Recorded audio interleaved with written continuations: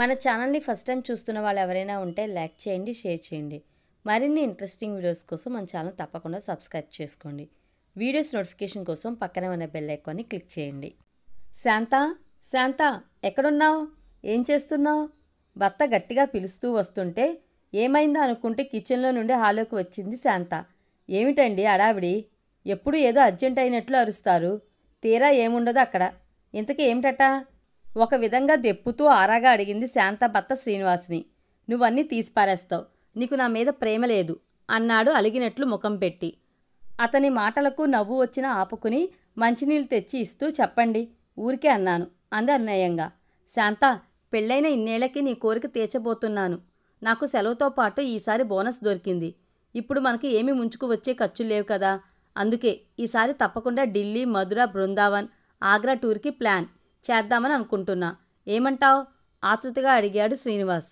ఎందుకో శాంతకి ఉత్సాహంగా అనిపించలేదు. అయినా అతని మాటల్ని కొట్టిపారేయలేక అలాగే లేండే అంది. ఏంటోయ్, నేనంత ఉత్సాహం చూపిస్తుంటే నువ్వేమిటి అంతలా చప్పగా మాట్లాడుతున్నావు? నీ కోరిక తీర్చాలనే కదా నేను తాపత్రయపడేది అన్నాడు నిష్ఠూరంగా. అయ్యో, అదేం లేదండి. నేను కళ్ళకన్న చోటికి తీసుకెళ్తాను అంటే నాకెందుకు ఆనందంగా ఉండదు?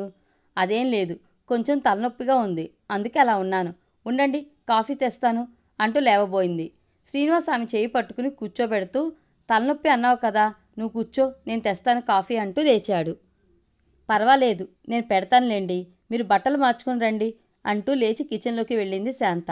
ఆమెను చిరునవ్వుతో చూస్తూ గదిలోకి దారి తీశాడు శ్రీనివాస్. ఒక వారం తర్వాత అన్నీ ప్లాన్ చేసి కొడుకు, కోళ్ళు, కూతురు, అల్లుడితో కూడా మాట్లాడాడు శ్రీనివాస్. వాళ్ళందరూ చాలా సంతోషించారు. ఉద్యోగరీత్యా కొడుకు, కోళ్ళు, మనవలు బెంగళూరులోనూ, కూతురు, అల్లుడు, మనవలు ముంబైలోనూ ఉంటారు. తామిద్దరూ కూడా ఉద్యోగరీత్యా వైజాగ్ నుండి హైదరాబాద్ వచ్చి స్థిరపడ్డారు. పిల్లల చదువులు ఇక్కడే జరిగాయి. వాళ్ళ పెళ్లిళ్ళు కూడా అయి స్థిరపడటంతో తమకు బాధ్యతలు తగ్గాయి.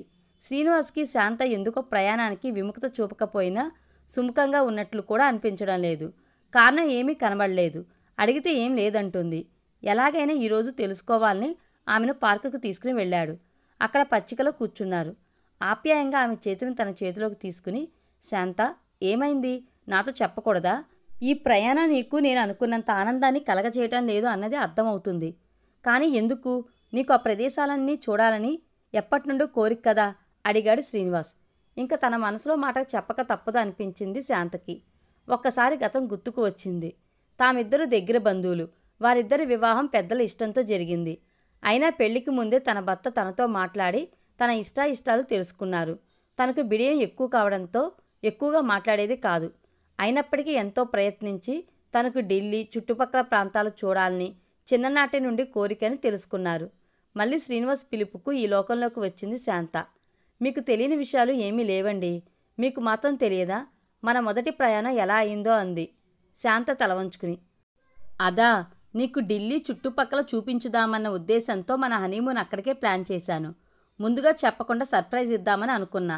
అలాగే ఎక్కడికి అని చెప్పకుండా ట్రైన్ ఎక్కించి అప్పుడు నీకు చెప్తే చాలా సంతోషించావు కదా అన్నాడు శ్రీనివాస్. మరి తర్వాత ఏమైంది? మనం ఢిల్లీలో అడుగు పెట్టాం. తాతగారు చనిపోయారని వార్త. ఇంకా అంతే, అన్నీ క్యాన్సిల్ చేసుకుని వెనక్కి వచ్చేశాం అంది శాంత దిగులుగా. అలా జరుగుతుందని అనుకున్నామా? అలా జరిగిపోయింది. ఇందులో నా తప్పేముంది అన్నాడు శ్రీనివాస్. అయ్యో, మీ తప్పని కాదండి, నాకు అదృష్టం లేదు అని. రెండోసారి ప్రయత్నిస్తే మీ సెలవు క్యాన్సిల్ అయ్యింది. అందుకే నాకు చూసే అదృష్టం లేదని నిర్ణయించుకున్నా అంది శాంత. పిచ్చిదానా, అలా ఎందుకు అనుకున్నావు? సమయం వచ్చినప్పుడు తప్పకుండా చూస్తామనే నమ్మకం ఉండాలి. ఇప్పుడు ఆ సమయం వచ్చింది. ఆ మధ్య ప్రయత్నించిన పిల్లల చదువులు, ఖర్చులు ఎక్కువ కావడంతో నేనే ధైర్యం చేయలేదు. నీకు ముందుగా చెప్తే అప్పట్లాగా డిసప్పాయింట్ అవుతావని ఎప్పుడూ చెప్పలేదు. ఇప్పుడు పూర్తిగా పక్కాగా ప్లాన్ చేశాను కాబట్టి ధైర్యంగా నీకు చెప్పాను అన్నాడు శ్రీనివాస్. అయితే ఈసారి తప్పకుండా వెళ్తామా ఆశగా అడిగింది శాంత. తప్పకుండా వెళ్తాం, కాదు వెళ్తున్నాం చెప్పాడు శ్రీనివాస్ నమ్మకంగా ఆమె చేతిని పట్టుకుని. అయితే ఇది మన మొదటి ప్రయాణంలాగా అవదు కదా. ఆనందంతో కళ్ళల్లో నీళ్లు చిప్పులుతుండగా చిన్నపిల్లల అతని చేతిని గట్టిగా పట్టుకుని అడిగింది. కాదు, ఈ ప్రయాణం మన మొదటి ప్రయాణంలాగా అవదు, సరేనా? నవ్వుతూ అభయం ఇచ్చాడు శ్రీనివాస్. చీకటి పడుతూ ఉండటంతో ఇద్దరూ లేచి ఆనందంగా ఇంటి ముఖం పట్టారు.